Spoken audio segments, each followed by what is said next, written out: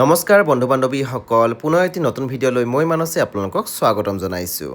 বন্ধু বান্ধৱীসকল, আংগুলতা ডেকাই শ্বেয়াৰ কৰিছে এটি পষ্ট আৰু তেখেতে লিখিছে, শিৱসাগৰ জিলাৰ নাজিৰাৰ পিছত আজি যোৰহাট জিলাৰ এলেংমৰা নামৰ বানবিধ্বস্ত অঞ্চলত মোৰ জ্যেষ্ঠ ভাতৃ সম দেৱানন্দ বৰা ডাঙৰীয়াৰ ব্যৱস্থাপনাত দুটাকৈ আশ্ৰয় শিবিৰ ক্ৰমে এলেংমৰা সৰু নামঘৰ আৰু এলেংমৰা LP স্কুলত বানাক্ৰান্ত ৰাইজৰ মাজত উপস্থিত হয়। শেহতীয়া পলংকাৰী বানত হোৱা ক্ষয়-ক্ষতিৰ বুজ লওঁ আৰু খাদ্যানুসাৰে তেওঁলোকৰ মাজত কিছু বস্ত্ৰ আৰু মহিলাসকলৰ মাজত চেনিটাৰী নেপকিন আদি বিতৰণ কৰোঁ।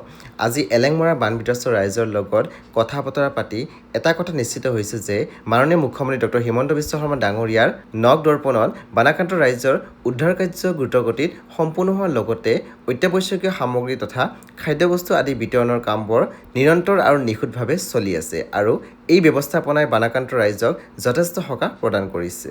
বহু কষ্ট আৰু দুখ বেদনাৰে ভাৰাক্ৰান্ত বৰ্ণাঢ্যৰ কাষত থিয় হৈ তেওঁলোকৰ এই দুখৰ সময়ৰ সহভাগী হোৱাটো মোৰ বাবে সৌভাগ্যৰ বিষয়। পৰম ঈশ্বৰে সকলোকে শক্তি আৰু সামৰ্থ্য প্ৰদান কৰে যাতে তেওঁলোকে বৰ্তমান পৰিস্থিতিৰ সৈতে মোকাবিলা কৰি সোনকালে পূৰ্বৰ স্বাভাৱিক অৱস্থালৈ ঘূৰি যাবলৈ সক্ষম হয়। বন্ধু বান্ধৱীসকল, মোৰ চেনেলটো ছাবস্ক্ৰাইব কৰি কাষত থকা বেল আইকন টিপি দিবলৈও নাপাহৰিব। পুনৰ লগ পাব আন এটি নতুন ভিডিঅ'ত। এতিয়ালৈ বাই বাই, ভাল থাকিব, সুস্থ থাকিব।